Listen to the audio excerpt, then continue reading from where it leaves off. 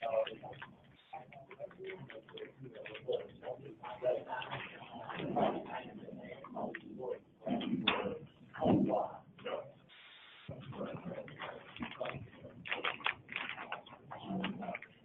noticed the Chick-fil-A one time had mouthwash in the bathroom. Down the hall. Really? Yeah.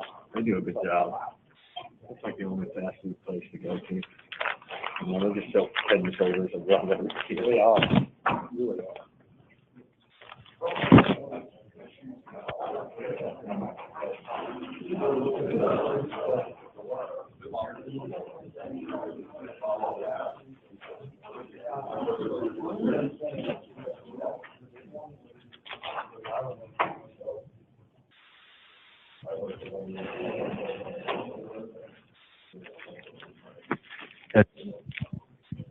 Good morning. I'm going to go ahead and start with introductions and get the program going, and despite being respectful of everybody's schedule and trying to get us out of here on time at 1. We've got a number of people that have dialed in as well. And I want to just say to the folks that are dialed in, if we're having any kind of material audio problems, please email Katie, who's coordinated all the invitations, and we'll try and figure out the issue. We have diagnosed that we've got some signal issues in the room with the antenna, with the microphones, so our audio folks are working on that, and hopefully that'll be improved going forward. And we're using the mics mainly for the people that are dialed in, because I think we're plenty loud in here. But in any case, I appreciate everybody coming out today. My name's Doug Reeder. I'm one of the founders here at Sterling Seacrest Partners. I think this is our 3rd year or so of doing these programs, at least once a month, and we really appreciate them. I see some people that have been in other programs, and so we appreciate the repeat attendees, but we appreciate the new folks as well, and we appreciate the reception we're getting from folks, you know, who don't want to make the trek across Atlanta traffic but are dialing in online. Because we really feel like the program's getting traction, and we're hearing really good feedback, so we appreciate your interest and attendance. For those I don't know, who maybe don't know us that well yet, we are a full-service commercial insurance agency. Any kind of property and casualty product. We also have a big benefits consulting practice that cuts across industry groups. Within the P&C group, we're very strong in a number of industry verticals, one of which is construction, which is the background here today of most of y'all. Another is healthcare. We're one of the largest malpractice brokers in the Southeast. We also do a lot in the real estate, hospitality, and transportation spaces. Of course, we do lots of other Main Street business, but in those verticals, we're very strong. The brokers are very capable. The service teams really know the industry idiosyncrasies and the service requirements of those programs, and are very technically capable in those spaces. To the extent that you have associates, colleagues, friends that we ought to know, please introduce us to them. We would love to talk to them. We also do a very good job in the personal line space. My partner, Matt Miller, runs that group for us. He's not here today.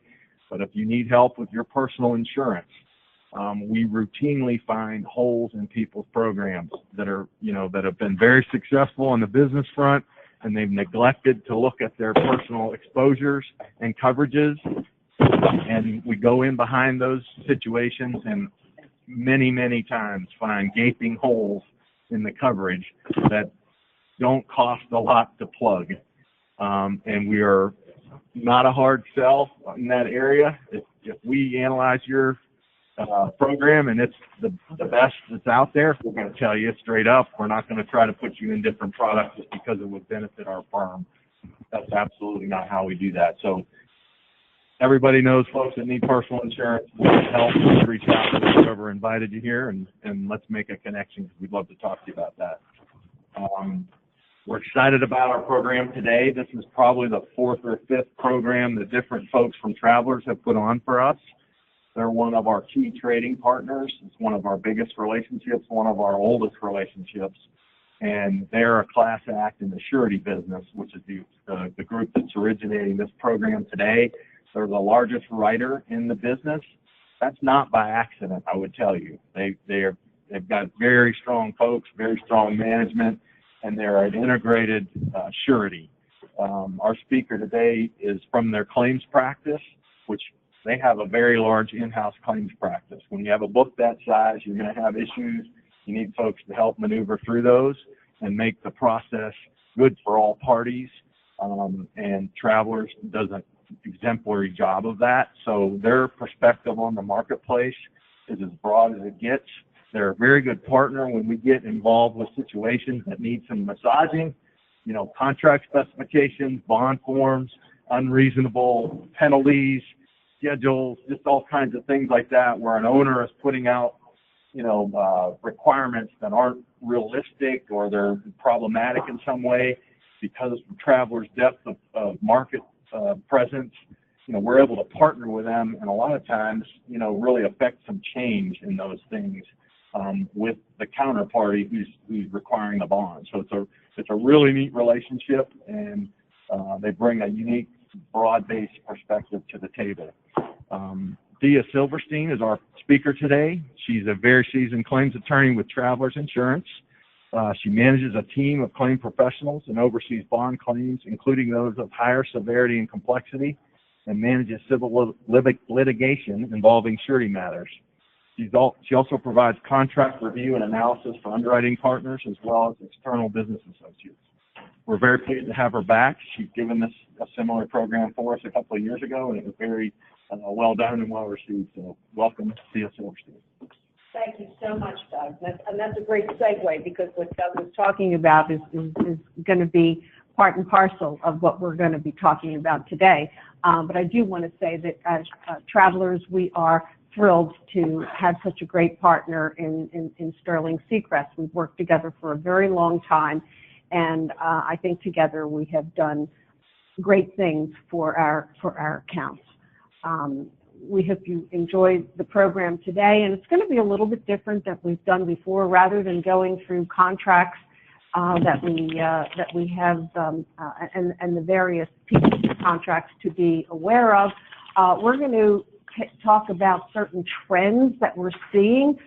Doug mentioned that people requiring bonds, parties requiring bonds, have sometimes insert in their bond forms as well as in their contracts provisions, and we take a look at those and provide feedback, and sometimes it's successful and we can affect change. We're going to take a look at some and how they have been manifested in cases. By and large, we're going to talk about Georgia cases. There are a couple of areas where we went outside of Georgia in order to illustrate the point. But it's a little bit of a different presentation, and I hope you enjoy it.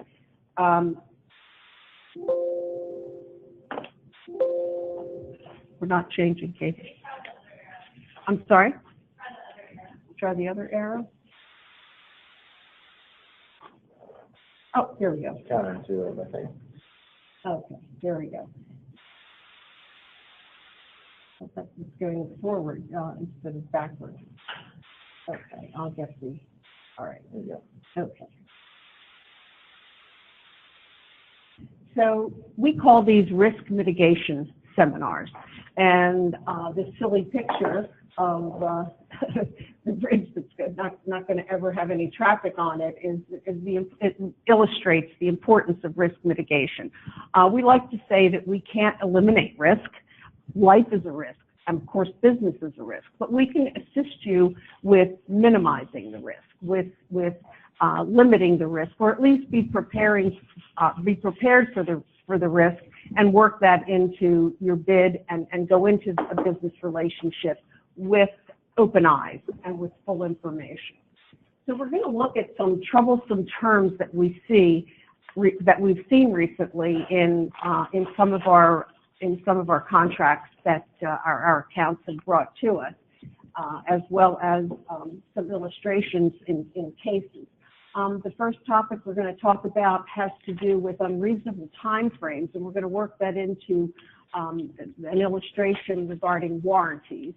We're going to talk about questionable decision-making processes, and in the context of shifting design responsibilities to non-design building contractors.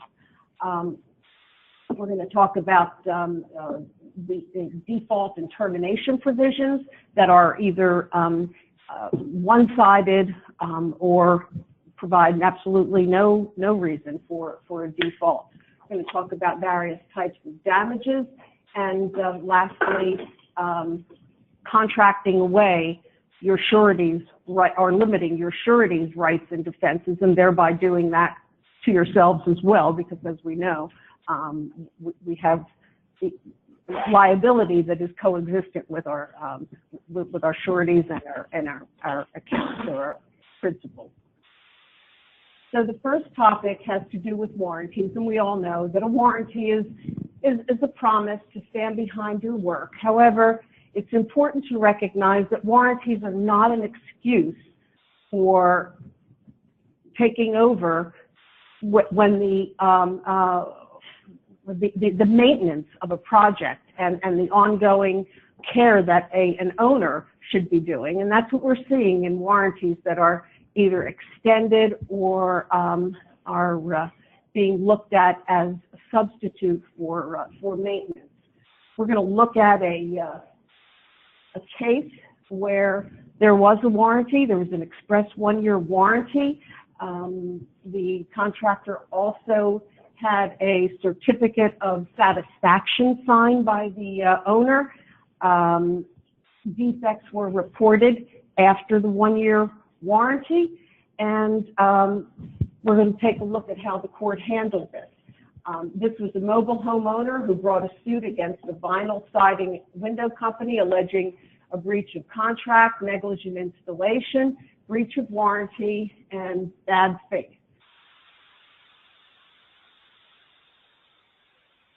As I said, there was an express one-year warranty clause in the contract. It went to litigation because the parties couldn't work it out, and the Georgia Court of Appeals said that the express one-year warranty was not limited to 1 year. So why is that? The argument on the side of the installer or the general contractor was, we have a certificate of completion and satisfaction, and so why wouldn't that illustrate that the homeowner was absolutely satisfied with the work? How can we be liable for that? And the court said, yeah, but that doesn't extinguish the contractor's duty of workmanship that's implied in every contract, to use care and skill, and obviously there were defects, and the defects were very clear upon investigation. The contractor also said, well, I have an independent contractor, and if there were any misrepresentations or any fraud or anything that went awry, that's a tort and shouldn't be something that I, as the general contractor, am responsible for. And the court said, no, you can't get out of it that way. You're the captain of the ship. And although generally employers are not responsible for the torts of their employees, let alone their independent contractors, where there is a wrongful act or duty imposed against the express contract, then you will be held liable. And while the defects did occur within the year, they were not brought to the attention of the contractor until 2.5 years later. And the Georgia court looked at that and said, you know, even though they occurred in the year and were brought 2.5 years later, let's look at what your warranty says. And it turned out that the warranty did not have a notice requirement. So although the issues occurred within the year, it was not required that they be reported within the year. And so therefore, the court said that the contractor was liable for the defects within the Georgia statute of limitations, which we all know is 6 years. So would that then be a recommendation that you insert a notice requirement into your typical warranty? I think that certainly would have helped New Light. Yeah. Does this statute of repose play into this at all? Well, it depends. Yes, I mean, this happened within the statute of limitations, so the statute of repose, which is longer than the statute of limitations, didn't come into play, but it would have if in fact it went beyond the 6 years. The next case we have is a case where there was a subcontractor on a prison contract who sued the general to recover additional costs resulting from delays that were allegedly caused by the general contractor.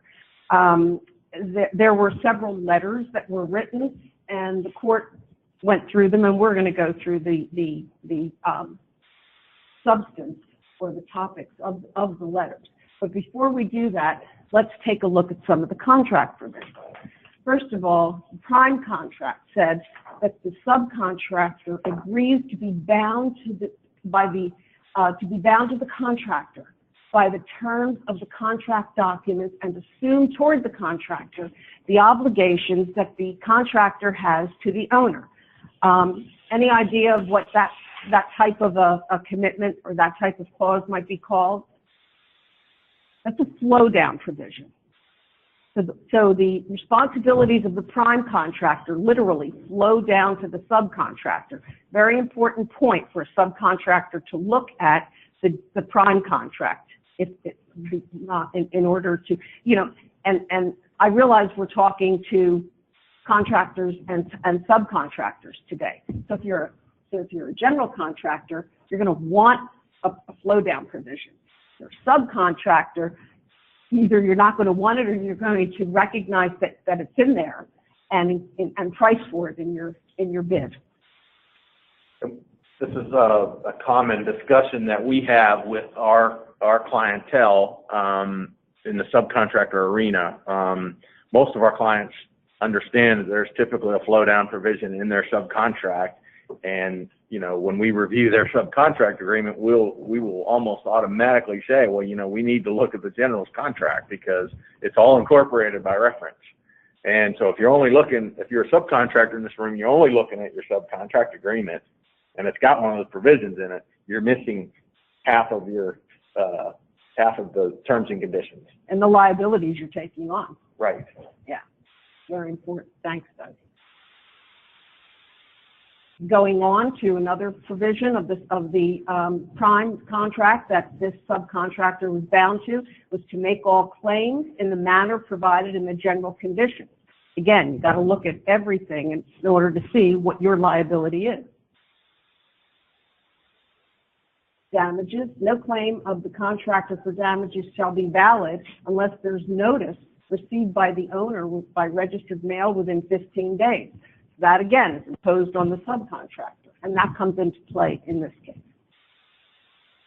Protest. Any decision of the architect shall be final and binding on the contractor, and then it gives a way to protest the decision if you disagree with it. And again, because it's in the prime contract and because the prime contract flows down to the subcontract, it's binding on the subcontractor. So this is the subcontract provision. And this says any damages must be filed with the contractor within 10 days from commencement of the alleged damage, and a full accounting within 10 days after the extent of the damage is known or sooner. Otherwise, it'll be considered void. So in this case, first of all, the subcontract from the notice to proceed to the scheduled completion date was 540 days. It was a $1.28 million contract. Because of delays, it went almost double, 1,000 days, and went to $1,415,000. And can I tell you something? $135,000 is pretty modest. So this number could have been a lot higher, but nevertheless. So here are the letters that the subcontractor sent to the general contractor. We can't make money if these delays continue. Second letter said, we're 30 days beyond. To continue will result in additional costs. Third letter said, delays and any excess costs are going to be charged to your company. Number 4 says, we're going to be filing a claim. They didn't file a claim. They were just telling the general we're going to. And then they were saying, and we're going to charge $806 a day in extended overhead and direct job costs. Still not the magic words. This is a claim. We're filing the claim. We're putting you on notice. In the meantime, the general made a claim, according to the prime contract requirements, to the owner for his own delays and included the alleged losses or damages of the subcontractor and advised the subcontractor of this. Then the subcontractor wrote again, please allow in the claim for us a total of 265 days of extension. We've prepared a lengthy claim. We've prepared a claim.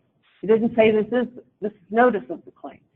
Finally, on the 7th letter, he writes the magic phrase, this is to inform you that Allgood makes a formal claim against your company in the amount of $562,000. So, where did this go? Went to court. They couldn't work it out. And the judge said, well, first of all, we're going to look at a 1973 case, which says that provisions applicable to notice have to be reasonably construed. Okay, so good. So far, so good. Then the court said, notice is sufficient if the GC had actual notice of the claims, which EB did, right, because they got all these letters. But here, the prime contract and the subcontract provide time limitations. And so the court is not going to get you out of the contracts that you agree to after the fact. If you agree to time limitations, courts are going to hold you to that. Even if the language in the letters were sufficient under Georgia law to satisfy the notice requirement, the contracts require the notices to be timely. So Allgood fell down on a couple of scores. This is the attorney for Allgood, and she said, well, the delay wouldn't occur until the contract completion date was reached. We couldn't make the notice because we really didn't know. And she also said there couldn't be any recovery for delays until after the contract completion date because there was no delay until that time. The court said, come on, Allgood was aware of the delays from the beginning. Look at the language of the second letter. It advises that the job was 30 days behind, and notes another 60 days behind. So Allgood was well aware. The first written notice for claim was not submitted until 6 months had elapsed, rather than the period contemplated in the contract. And the attorney for Allgood said, yeah, but EB acknowledged our letters of claim. They asked for a breakdown of the overhead costs, which means they waived the strict notice provision. Court went back to the 1973 case and said, provisions applicable to notice provisions must be reasonably construed. Looked at a 1992 case saying, if mere knowledge were sufficient, then why would you have a provision in the contracts for timing? And requesting extensions of time would be, timely extensions of time would be meaningless. And then Allgood argued the fact that the provision requiring Allgood to go and protest any decision with which it disagreed to the architect, and said, we aren't required to appeal the architect's decision because he merely decided what was required, what work was required, but not who was responsible for performing it. And by the way, it was EB's duty to appeal for us. The court said, no, if you look at this 1976 case, an architect's decisions on matters that he's authorized or she is authorized to make are binding on the parties and except in cases of fraud or bad faith or failure to exercise reasonable judgment. EV's submission of all goods claims for the decision was sufficient notice to all good if they didn't already know that they had to appeal from the decision. Because the prime contract was incorporated into the subcontract, it was all goods' responsibility to appeal, not EV's. So this really just amplifies how important it is, the point that Doug also made, on knowing the prime contract and really taking into consideration the slow down provisions and the liability that you're assuming through those. Key takeaways here: as a subcontractor, know the prime contract, be aware of slowdown provisions from the prime to the sub, as well as the ambiguity and conflict of language in clauses. Sometimes you do see conflicts. You have to look for preference clauses in the event of contracts. Look to, this is the order of precedence. Follow the contract terms. Be clear in your notices. Include a notice requirement in the warranty clause of your own contract. And we have two handouts for you at the end of this. One is a paper that I did on long-term warranties, talking about warranties, and another is a paper I did on slowdown provisions. So that will be some leisurely reading for you whenever you have a moment. Next area that I don't want to delay the progress of this, but if there are any questions, please speak up. If I don't see your hand, just go ahead and speak up and we'll pass you a microphone. Okay. So the next area that we're going to take a look at has to do with questionable decision-making process and shifting the responsibility to non-design builders. So it'll be questionable decision-making process in contracts, and as an example, we'll look at matters regarding the shift of responsibility to a non-designer builder.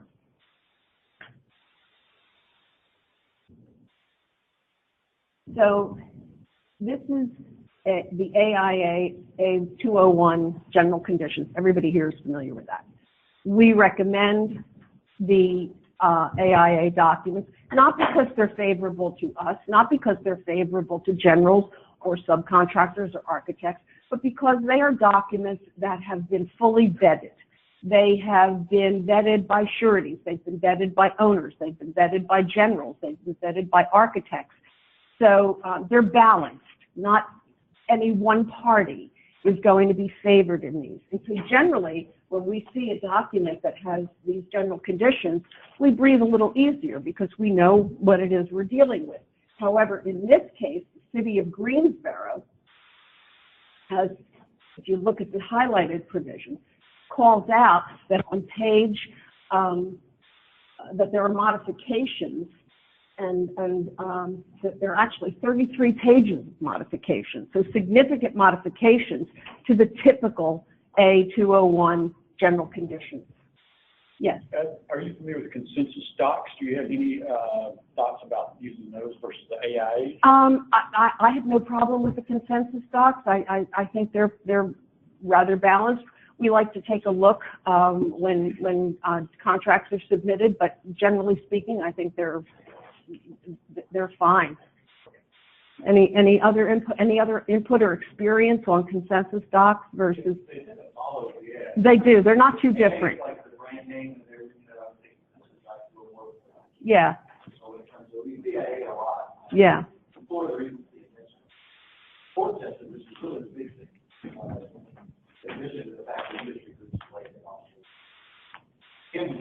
There's first thing to make changes when we had. Back in 2007, they changed the volume form, the sure industry roughly, and they went back and fixed it. Isn't one of the differences that the architect's not the supreme being in every stage of the census documents? I think they have a pretty favorable material price escalation clause. Well, something that's very important right now is to the tariffs. Something has a big impact on material price. Okay, so just to give you highlights of the changes that this particular owner made to the AIA to A201 document. There was a transfer of design responsibility to the contractor. We called out, this is not a design-build contract. It imposed on the contractor a higher standard of care than is the industry standard. We called out that the contractor probably doesn't have coverage for this, and it probably is not an insurable risk. Implied warranties of the designer's plans shifted to or shared by the contractor. Again, not a design-build contract.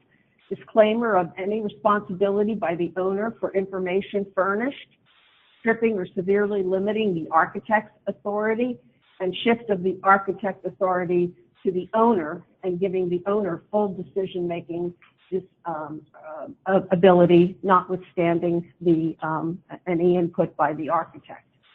So our account brought this information to our agency partners, and they contacted us. They sent it to us. We went through it. We gave our input. We made suggestions as to what kinds of changes could be made, and suggested certain areas be negotiated, certain changes be made as a result. And we called out that the changes radically modified the standard language to shift design responsibility. The owner's representative had no authority to bind the owner. The architect cut out of several of the decision-making and approval processes. As a result of negotiations, the owner went ahead and agreed to retain in these areas the original language of the A201 general conditions. There were other issues that were raised by our account regarding prior approval by the architect before the owner could carry out work. That was deleted. The owner wanted to keep it that way, and the curtailment of the initial decision making of the architect and the owner said, no, we like it that way. So what's the lesson here? The lesson here is look at your contracts, go over them with your agent, and the agent is welcome to come to us. We'll give our input, seek input early, try and raise the issues and negotiate the issues. You're not going to get everything. We didn't hear, but you can get some, and you can at least enter into the contract with full knowledge and price in to your bid whatever risk you are undertaking as a result of things that can't be changed. Next case we have is a case where Gilbane, construction manager, contracted with a public entity. I believe this is a Massachusetts case. It's the Division of Capital Asset Management and Maintenance, DCAM for short. It was for the construction of a medical facility. Gilbane contracted as a construction manager with DCAM, which separately contracted for design services. Gilbane's contract limited its involvement, so it thought, in design to review of documents prepared by DCAM's designer, and specifically stated that Gilbane didn't assume that responsibility. Gilbane subcontracted the electrical work to Coghlan. Coghlan offered change orders to Gilbane. Gilbane sent them up to DCAM. DCAM sent them to the designer, and a dispute ensued. Coghlan ended up suing Gilbane, and Gilbane brought in DCAM for recovery of change orders based on the implied warranty that arose from the plan. The court dismissed it, and the court said that the risk was based on the contract. Gilbane was a CM at risk and assumed these additional responsibilities by virtue of the contract. and the owner contracts with the construction manager before the design is completed to involve the CM in project planning and to benefit from the CM's expertise during the design phase of the project. So the bottom line is to recognize what you're contracting for, price it into your bid, and make an informed decision.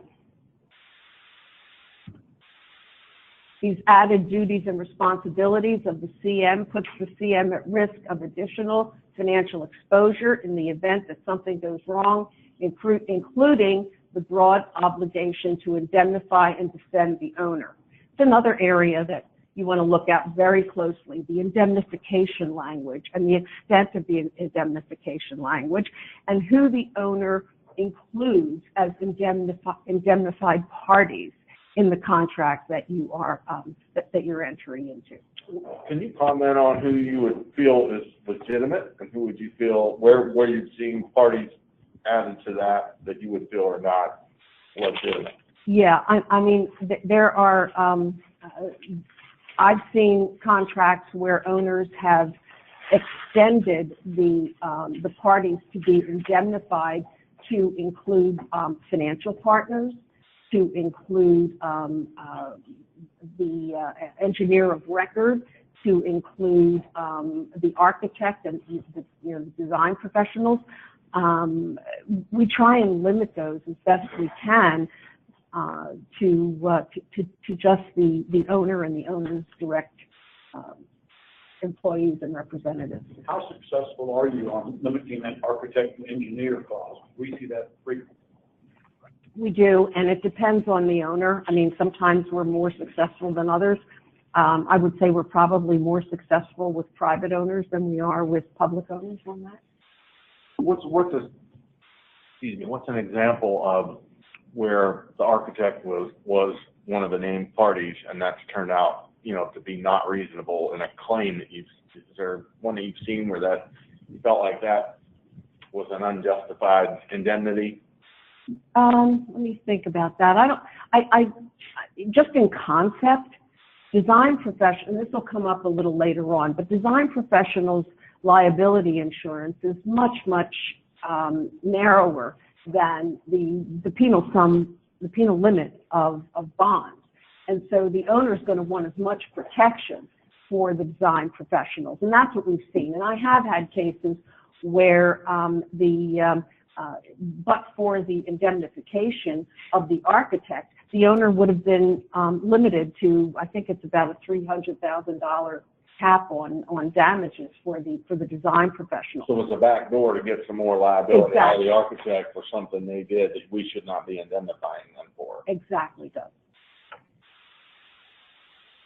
So the key takeaways, pay close consideration to the contract language relating to design and warranty obligations to ensure that the owner isn't shifting designer's risk to the contractor.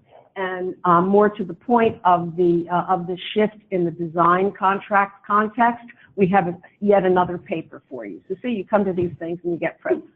That shifting in design liability is the fact that not everybody's scared of design liability anymore.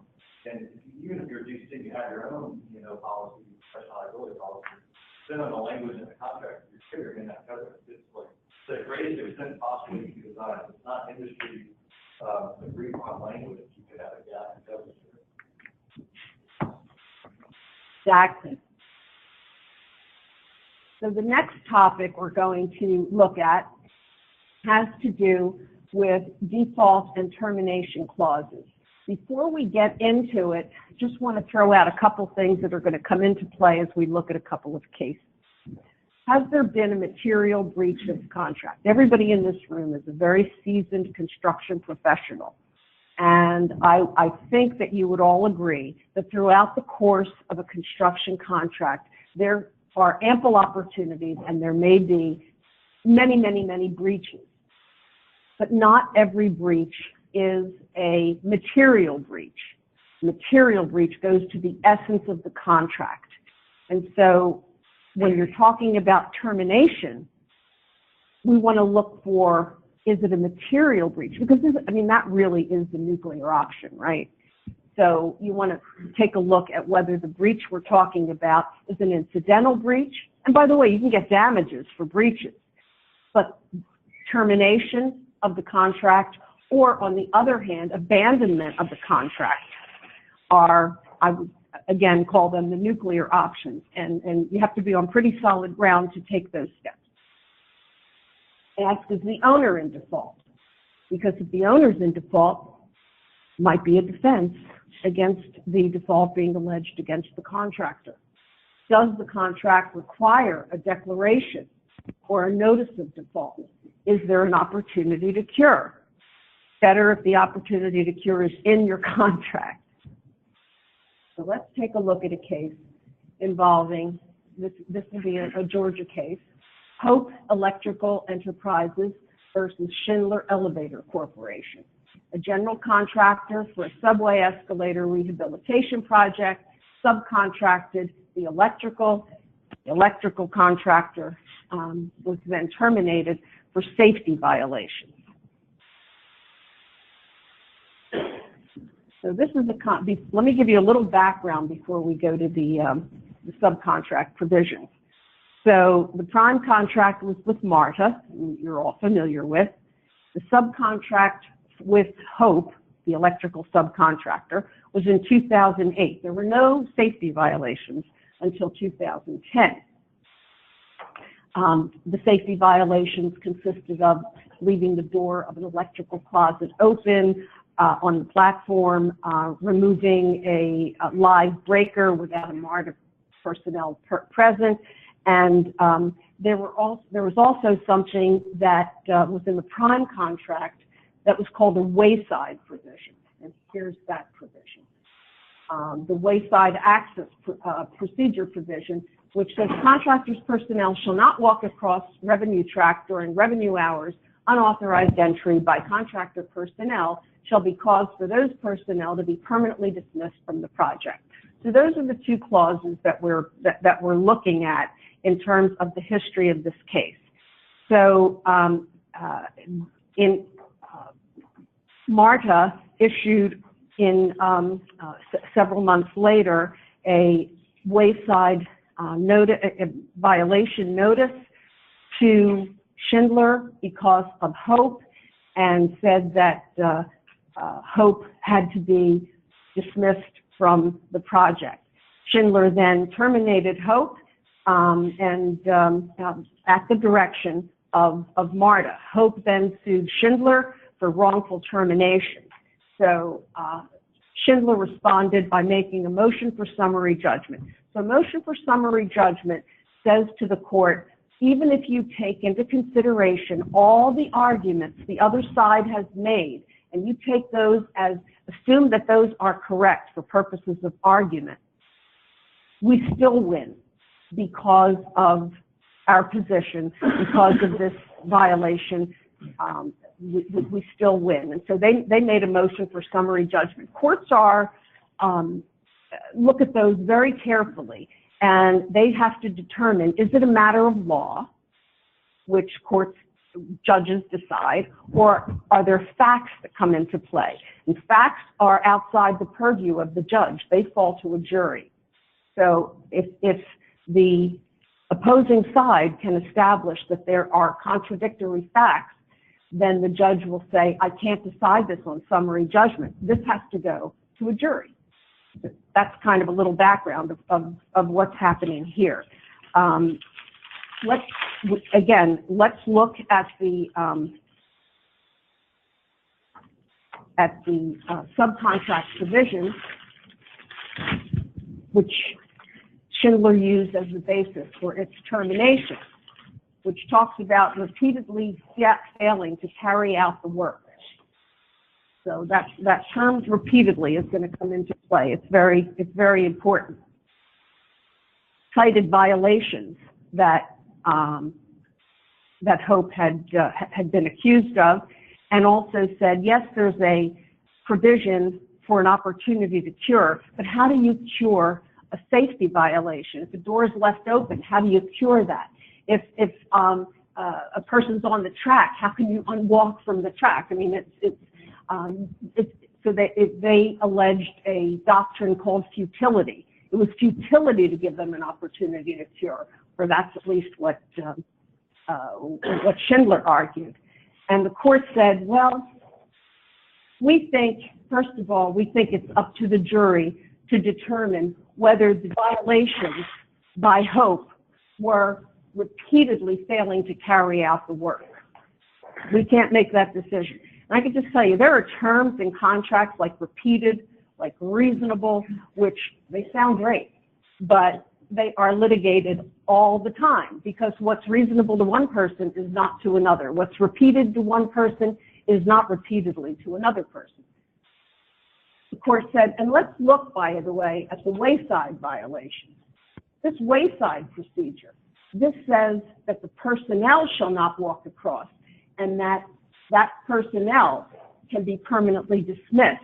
The court said, my view is this doesn't say that Hope had to be dismissed, that the subcontractor had to be dismissed, only the person that they employed who had made these violations. So that was the court's view, and the court said, bottom line is there are disputed facts. That means that a summary judgment motion, it can't be granted, denied. It's got to go to a jury. And there's no reported case. My assumption is it was settled. Any input on that? Any questions on that? Okay.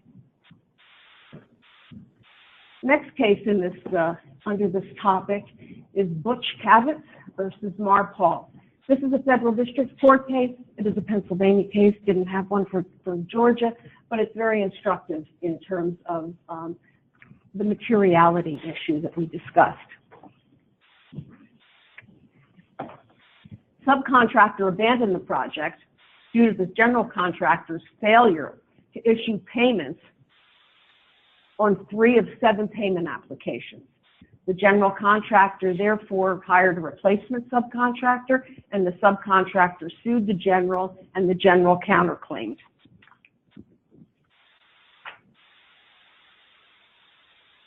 Couple facts that you should know. Marpol paid Butch for the work that it completed in accordance with the contract. Matter of fact, they overpaid, as you'll see. The owner had previously approved a certain amount. Butch was entitled to payment at the time of $350, but Marpol paid $359, so there was overpayment of about $700.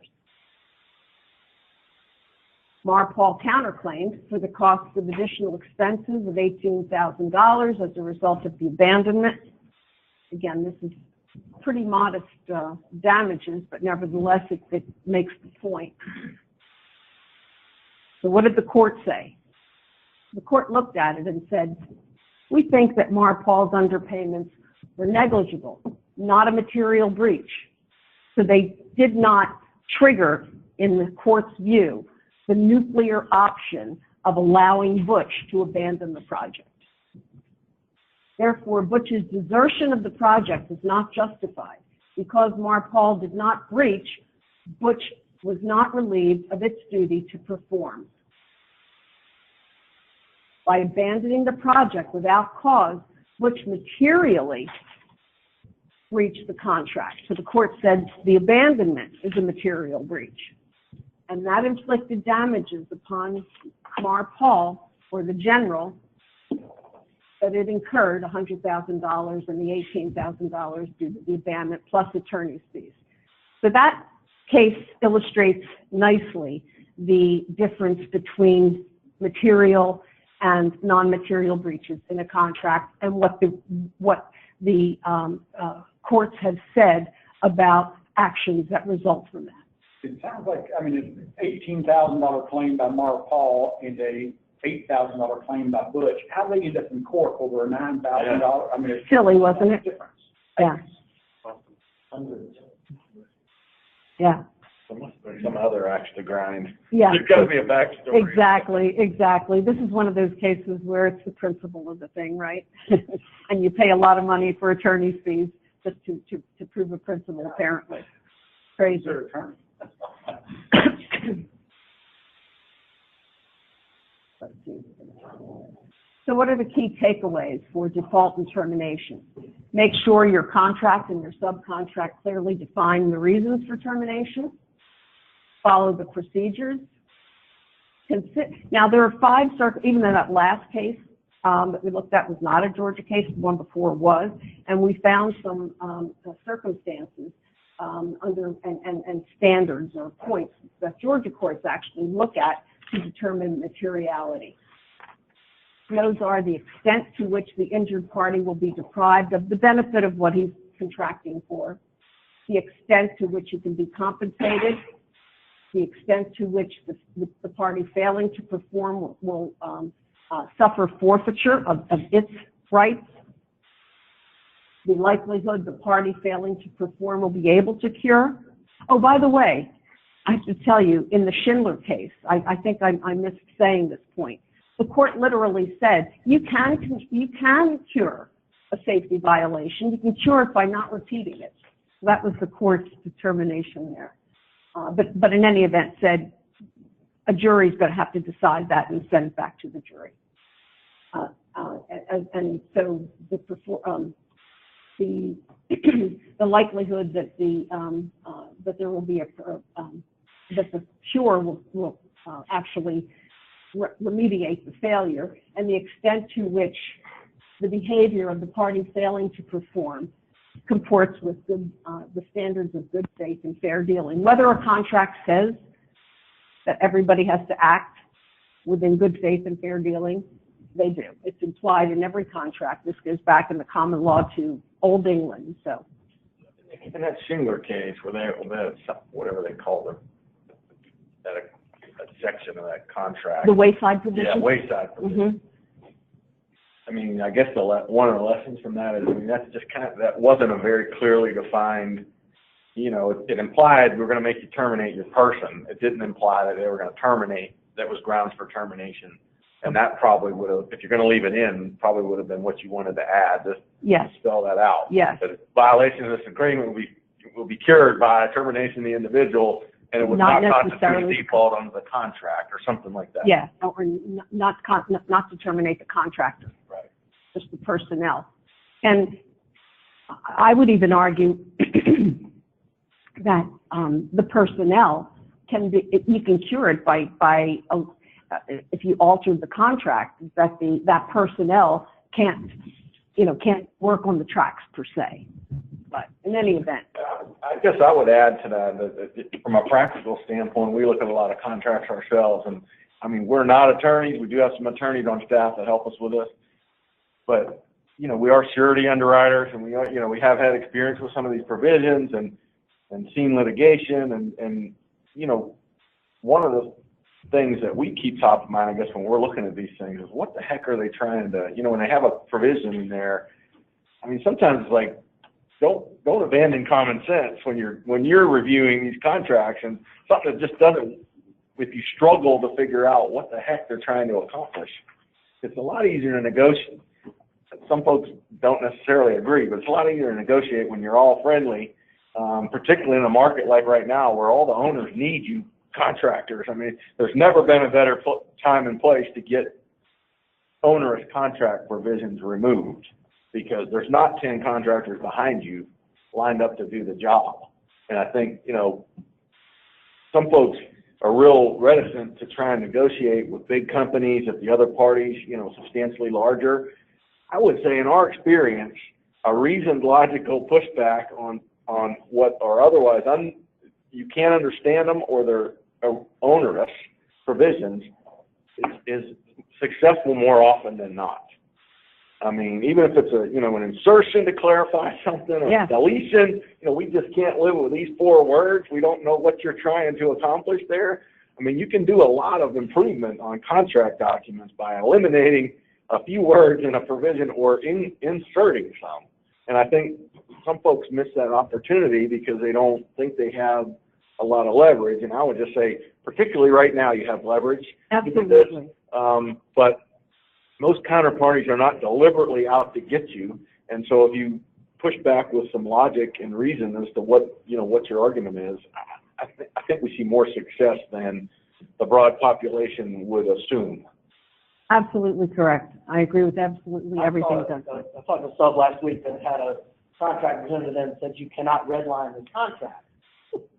But they said, you know, well, they said it didn't say anything about us putting the Highlighter on it. That's right, addendum on it, you know, to the back, right? Yeah. So that's how they did it, and it worked. So Yeah. That is a good strategy too, and we've talked about this with some of the people in this room. I mean, so there's some attorneys in town that have adopted that strategy, which is to basically, you know, come up with like a clarifying addendum, you know, where we're not going to argue about every freaking jot and tittle in that contract, but here's the things that are sacrosanct to us as a sub or a counterparty. We've seen that be very successful. Yeah, I agree. As a strategy. And the other thing is, you don't have to reinvent the wheel. If you're negotiating that once with that general contractor and they're using the same contract next time, it's typically, you know, it's sort of an understood, we've seen that, you know, at the second, third, fourth time, it's like, okay, we're going to pull out our addendum and we're putting this in. You know, you don't fight the battle every time in our experience. Oh, absolutely. I mean, you need to read it every time. Absolutely. Because they revise them all the time. Good point. Good discussion. How are we on time? I think we're pretty good shape. It's 12:35. Okay, good. Does it do any good to, if you try to get clauses removed, does that give you any favor with the court at all, just by making an effort if they were unreasonable clauses? You know, a court is going to look at the four corners of the document that you sign. And, you know, whereas courts will interpret things, they're not going to change contracts where sophisticated business people agree to terms. That's why you have to do it in advance. Don't trust conversations. Don't trust working it out at the end. The fact is that, you know, good for you that you got certain contracts that were, certain provisions of the contract out because they were onerous. But if you happen to leave a contract term in, chances are you're going to have to live with it and live with the risk that you're assuming. Shouldn't that almost be considered justice then, if you work so hard to get this out, but you left that in? That'd be implied. I'm not getting your question. Once again? So like, if you work so hard to remove a bunch of onerous clauses from the contract, but you let this one in and then went forward and signed the contract, that almost worked against justice of the clause. Well, I think it would be interpreted as you didn't leave it out. You left it in, which means you knew what you were doing. You knew enough to take out clauses, but you left this one in. And the court's not going to look behind the fact that the owner just said, no, we're not going to do it. The court's going to assume that even if that happened, you are a sophisticated party to the contract, and you said, okay, so this is what I'm dealing with. It's my determination whether I accept that and undertake that risk as part of this deal that I'm agreeing to, or I walk away. So your point is well taken, and I think you're absolutely correct. Okay, so let's move on to our next topic, which has to do with types of damages.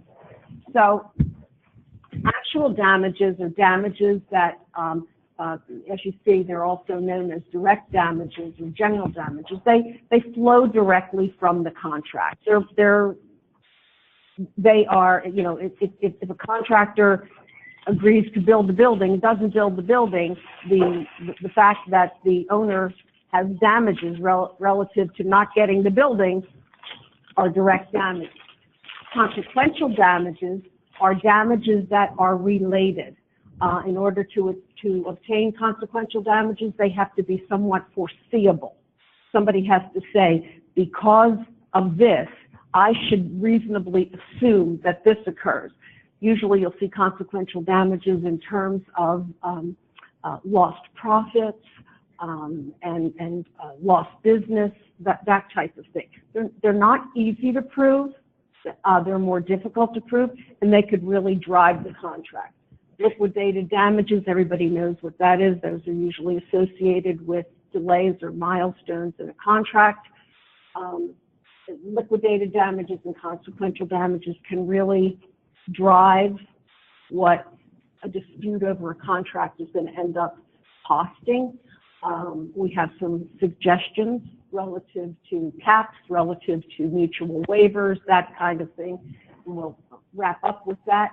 The last element of damages is extra contractual damages. You've all heard of punitive damages. That title tells you exactly what they are. Punitive damages are literally designed to punish the person who is the wrongdoer. And they usually are not awarded in contracts.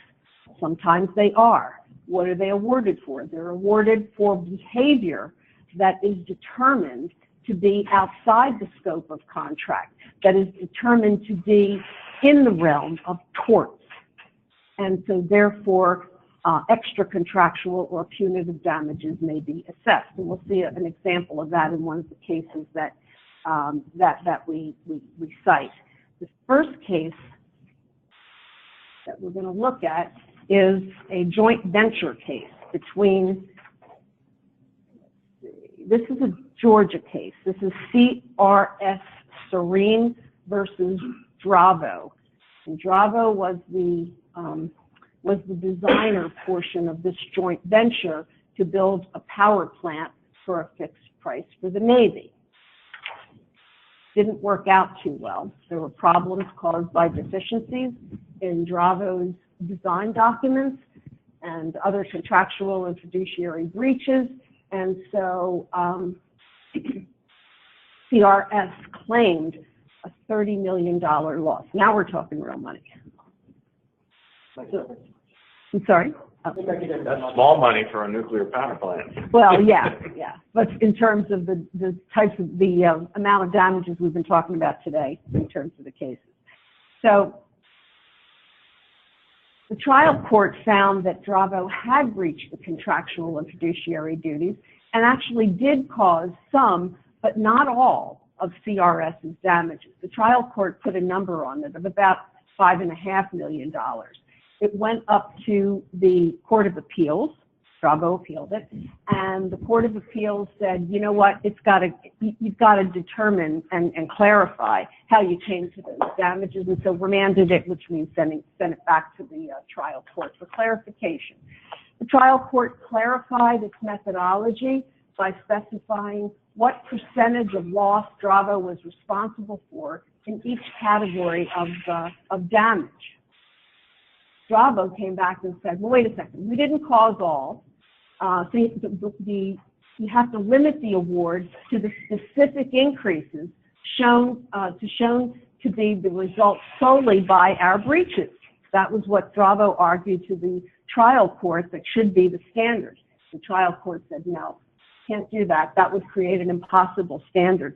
Well, you need certainty, but you don't have to have absolute certainty. So the court said, mere speculation is not going to support a damages award.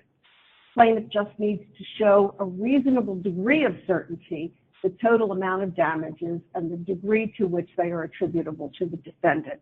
So this goes to how you show damages and what you need. It can't be speculation, but it can be somewhat short of absolute certainty. The next case we have is this is also a Georgia case. It is from 1983, so it's an older case. Homeowner contracted with a pool company to install an in-ground pool. The homeowner alleged defects, inferior and substandard materials, and claimed damages. The homeowner alleged breach of warranty. And now, listen to these next allegations, because they're important. They're going to come into play with the type of damages that are alleged. Remember what I said about extra contractual. Misrepresentation, bad faith, and willful breach. Those were the allegations that the homeowner made against the installer of the pool company. In this case, the court, there we go. These were the allegations, and again, look at other than the very first one, the allegations were not contract, they were tort allegations. The damages sought were, now, for some reason, the plaintiff, through its attorney, separated actual damages and general damages. They're the same thing. They're the same thing. They are direct damages from the contract. But anyway, that's how this was pled. Plus, they wanted $10,000 in punitive damages, plus litigation expenses and reasonable attorney fees. The court looked at it and said, well, for tort, you need to have it pled specifically. You need to give the defendant the opportunity to respond to that. But by the way, although this case originated in contract, the allegations relative to the breaches are tort allegations. And so if you have tort allegations, you can have punitive damages.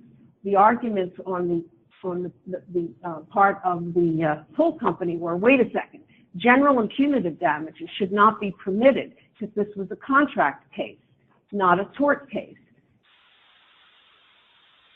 The court pointed to a Georgia Supreme Court case that said sufficient facts are needed to allege a tort, such as fraud, in order to authorize recovery of punitive damages. Otherwise, the complaint would need to be amended to include the tort and properly served on the defendant. This action arose out of contract, but the complaint contains allegations which amount to legal fraud, tortious conduct, which furnishes the basis for punitive damages. So that's your Georgia court saying, even though the complaint, the original relationship was a contract relationship, you can have a combination of contract and tort allegations, and if that's the case, you want to settle that puppy because extra contractual damage. Please give the definition of tort. I'm a little confused on it. Tort is, a contract has to do, as you well know, with a document, or it doesn't have to be a document. Usually they are in written form between parties, and you need an offer, an acceptance, and consideration. That's a contract. A tort is any type of behavior that is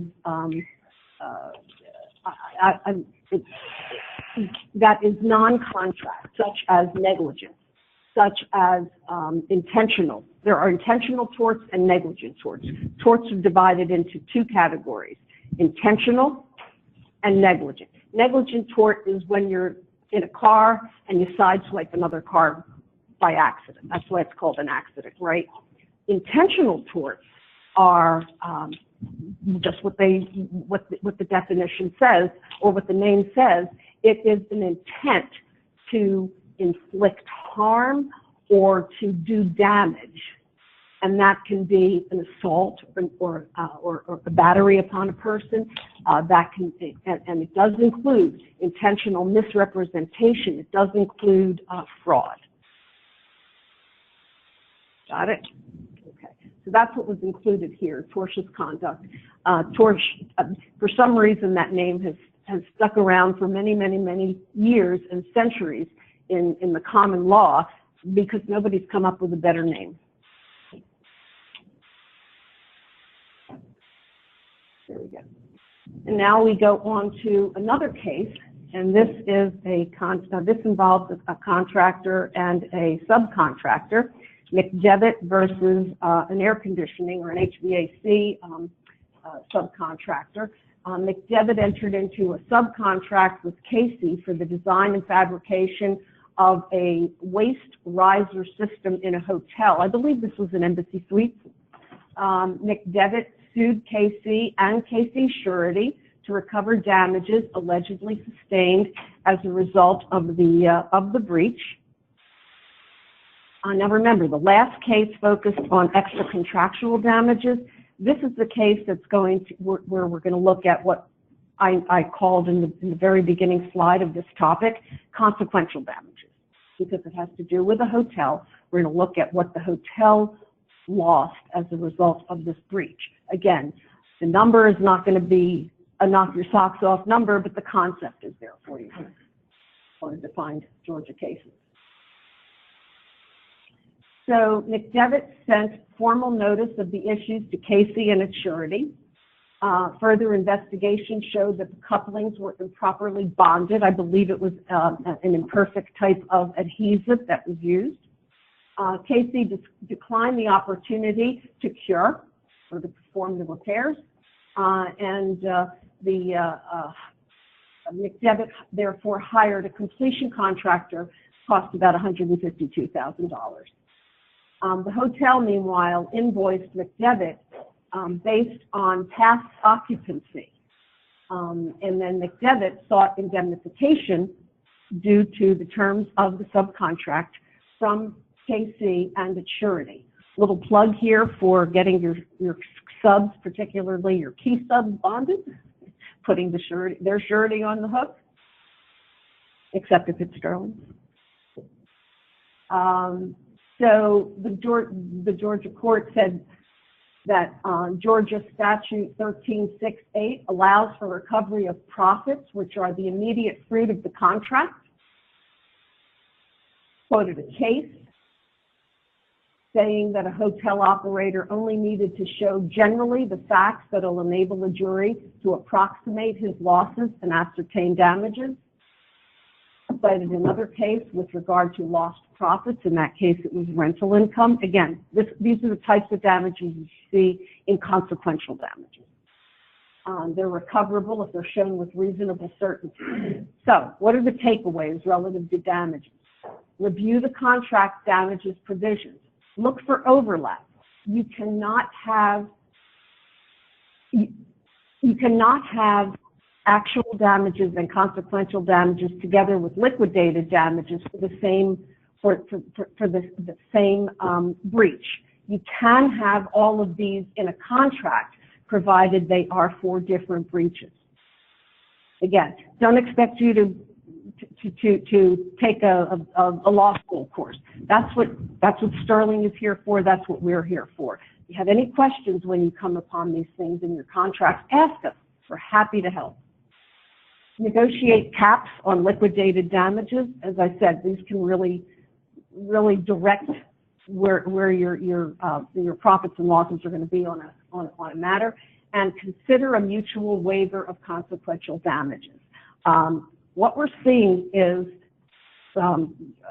owners are including one-way waiver of consequential damages. Bad idea.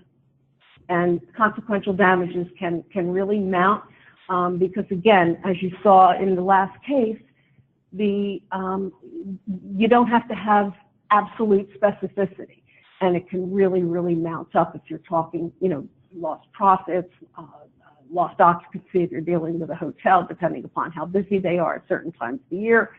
So we recommend, if possible, to negotiate mutual waivers.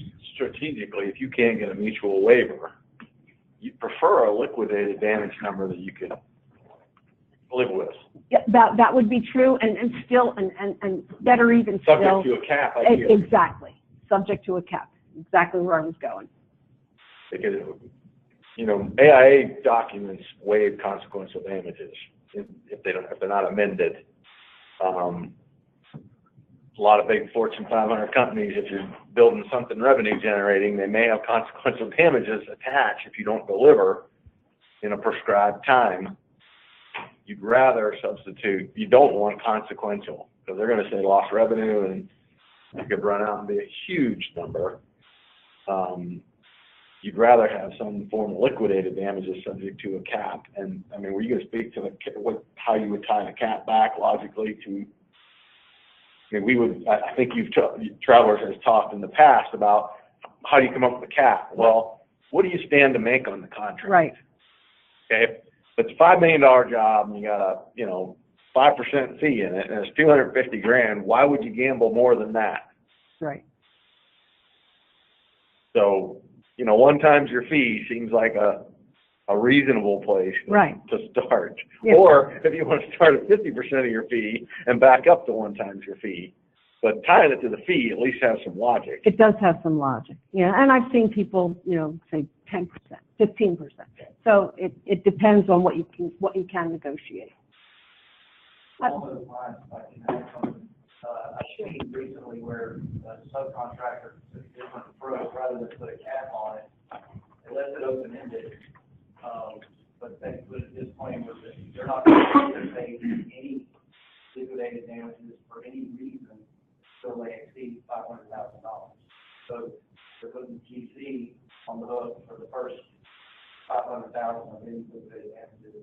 So they're only putting in excess liquidated damages. Right. Yeah, I like that. I do too, very creative, I have to use that. But that's a big margin there. It is, That's it a is. good idea. Before we leave this topic, I just want to clarify, and I just noticed in my notes that, the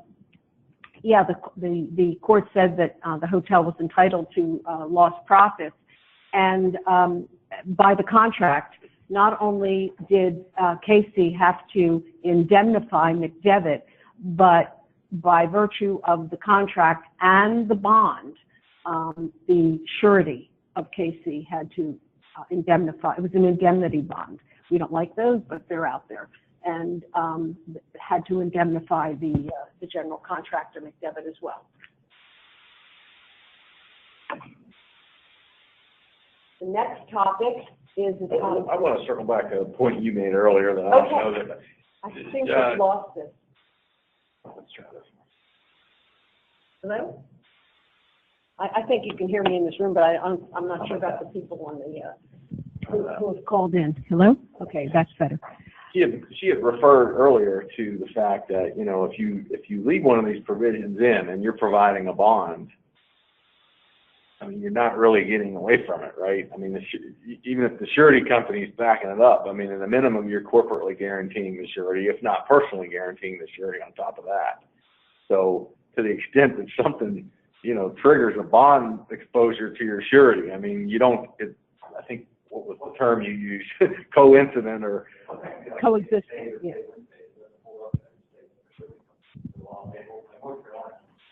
So even if it's in your contract, ultimately the surety company can't. So it becomes a indemnity action where you're going to have to pay. But you're guaranteeing the surety at the end of the day. So anything, the fact that it's something that tracks back to your bond, it's your obligation. That's right. I mean, and as everybody knows, the terms of your contract, the reason we say look at both, the terms of your contract are incorporated by reference into your bond. They are read into your bond. And in surety, unlike insurance, you are the first person at risk, right? Principal is the first person at risk by virtue of the indemnity that the surety takes in order to issue the bond. So, did I understand you all correctly that you're recommending that if you have a key subcontractor on a bond that's integral to the project and key, that we have them produce a sub-bond? Correct. Certainly, yeah, that's something that we ideally suggest, so that you have someone to go to other than the actual subcontractor. And that reduces our bond cost anyway, so it's just kind of. Well, it doesn't reduce your cost typically because they don't net it, but it certainly reduces your risk profile to your surety if you are in fact providing a bond, because you've transferred that risk to their surety company. But it does increase the cost. It does. That's pretty marginal. It's pretty cheap insurance, though. A lot of other factors probably make things more. And one of the things we would recommend beyond that to the GCs in the room is that, we would recommend you specify a form. And number one, because if you don't, you're liable to get various different forms. And I taught a class to one of my GCs, project managers, one time, and we used an example of a form that they sent to us that they took from a sub. And the bond form itself had exclusionary language on its face that basically voided the warranty protection of the bond. So it, you know, it basically, I forget what the phrase was, but it just carved the warranty guarantee out. And so this was, you know, this was a performance only bond, just because, you know, that the form was accepted because the bond forms out in the marketplace will be all, you know, will vary depending on the quality of the surety providing them. And so, you know, we would always advocate, and most of the generals in this market, the larger general contractors that still accept sub-bonds, prescribe their own form, because they want to be able to dictate what the protection looks like. And that's, you know, that can be a negotiation, right? Because if we ask for an indemnity form and it's got a quick trigger and all that, the other side may have issue with some of that. But you know, even if you decide you want to use a consensus docs form as your sample, that's better than accepting a variety of forms. So if you're going to bond 5 subs on a job, you don't want 5 different types of forms. That's right. Because the protection you get from them could be very different than what you expect. And so as a service to our clients who are prime contractors who are getting bonds, even if we're not the bonding broker for the sub, I mean, we're happy at any time to talk to you about that, and we can, you know, we can suggest forms, and we can also counsel you on forms that you've taken in terms of what is or isn't there. I agree completely, and you know, it's usually a good idea to bond your subs. We preach that all the time. You have to be reasonable, but you've got the expert here to guide you, and we're always there. So the next topic we're going to talk about has to do with contracting away, limiting your surety's rights and defenses, and extending obligations. Remember what Doug said, and I amplify. When you do that, if you limit your surety's rights and defenses, you do yours as well, because we're sort of joined at the hip in that regard. Beware of contracts saying what a surety can do and cannot do, what bonds cover. Sometimes contracts try to change what's in a bond by simply putting the term in the contract, and don't forget, the contract is incorporated into the bond. Or the bonds, look at bonds with limited or no performance options. I think we're just about at our time. I do have another case to go through. Is everybody okay on whoever can stick around? It's right around 1 o'clock, so we want to be sensitive. If you need to cut out, we won't feel insulted at all, not at all. So the next case we're going to look at, and where's the little here?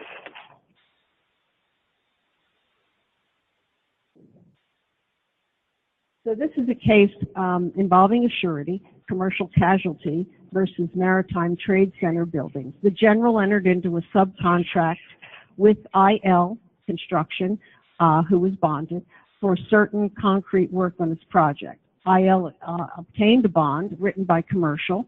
During the project, relations between the Maritime Trade Building Center and IL deteriorated, and IL sued the general for withholding payments. The general then counterclaimed against IL and its surety. So let's see where that went.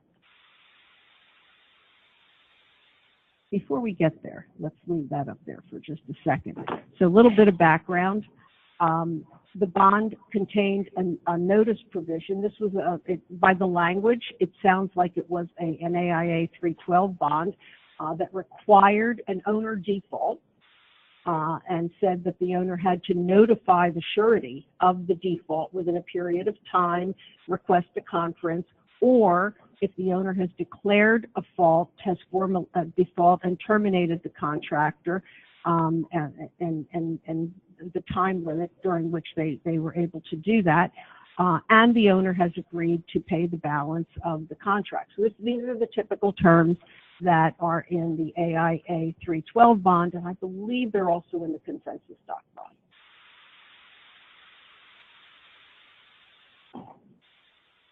But it went to the courts, and important to supplementation provision that was in the contract.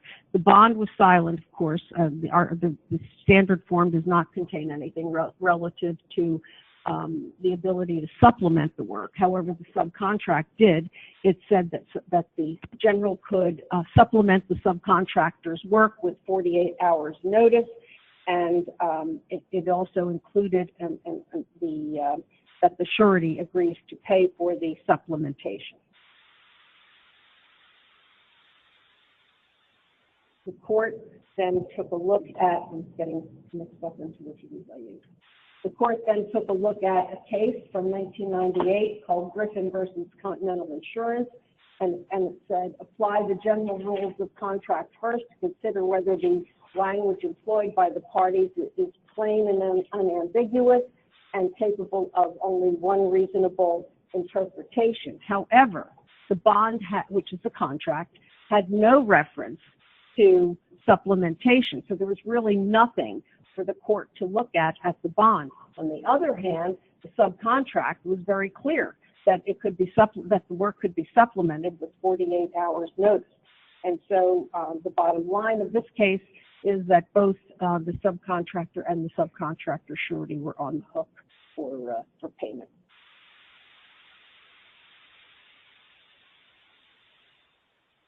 This is the performance bond. As I said, this had language that was 312 language with regard to if there was no owner's default. So the important portion of this was the fact that it requires an owner default under the 312 bond.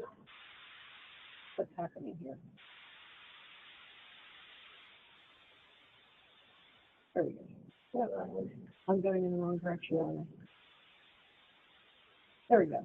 3.2, if there's been a declaration, I've gone through that.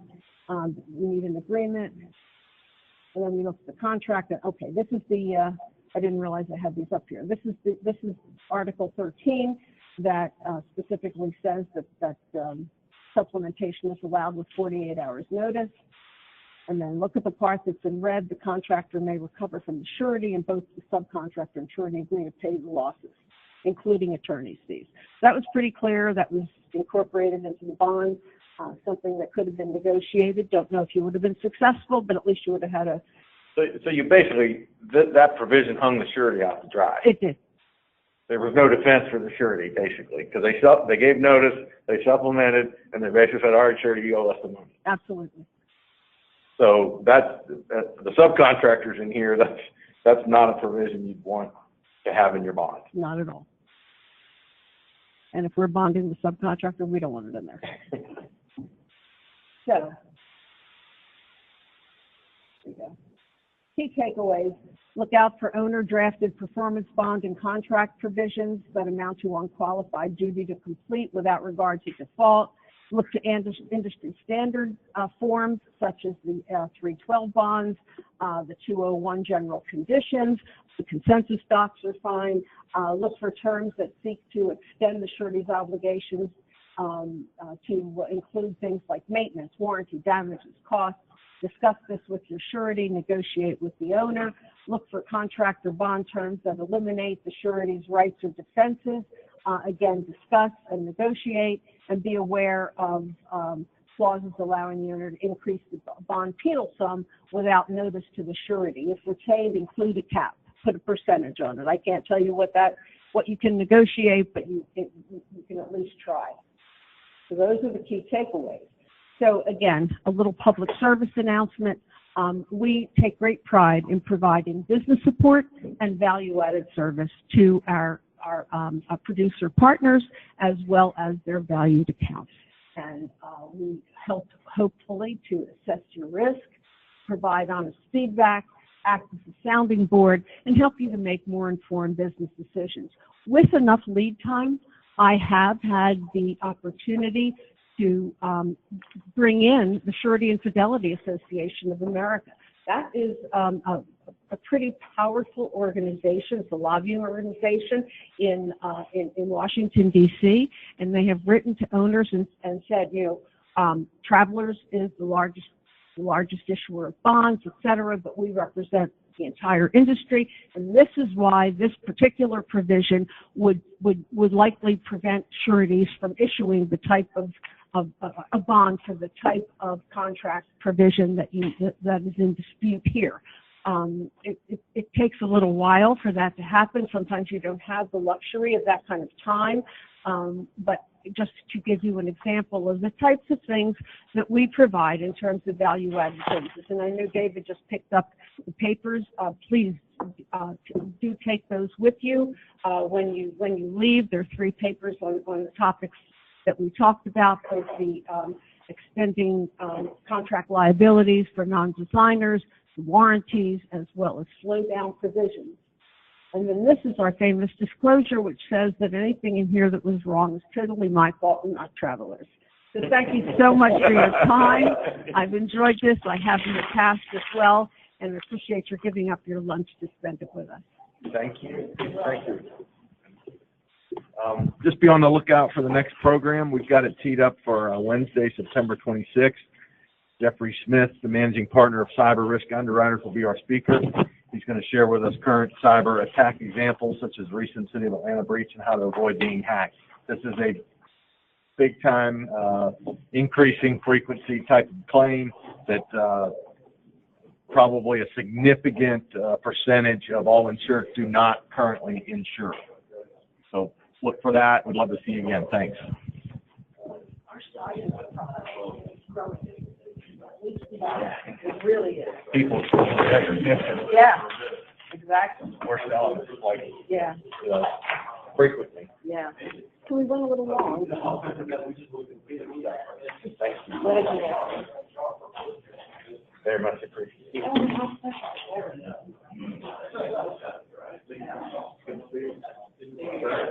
Come out. Nice seeing you. Thank you.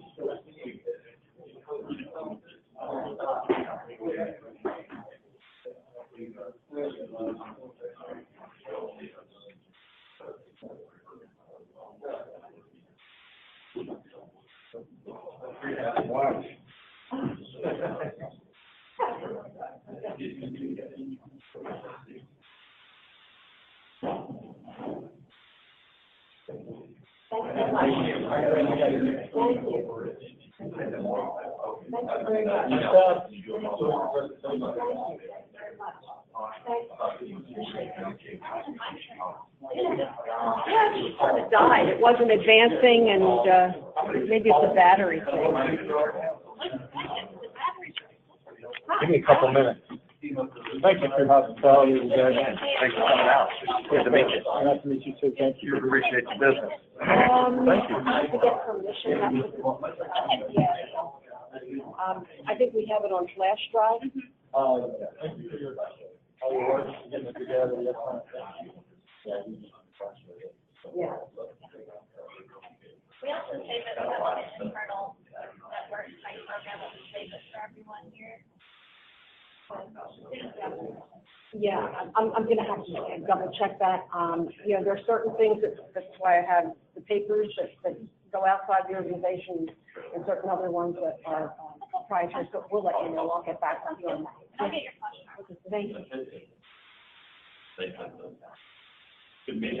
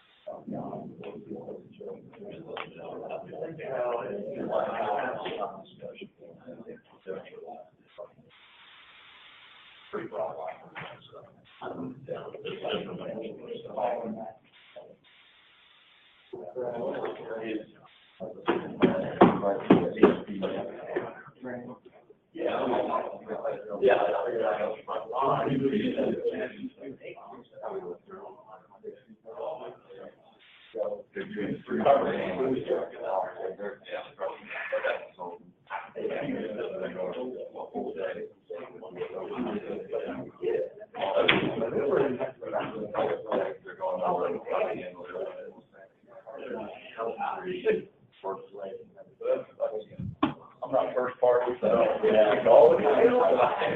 I heard enough.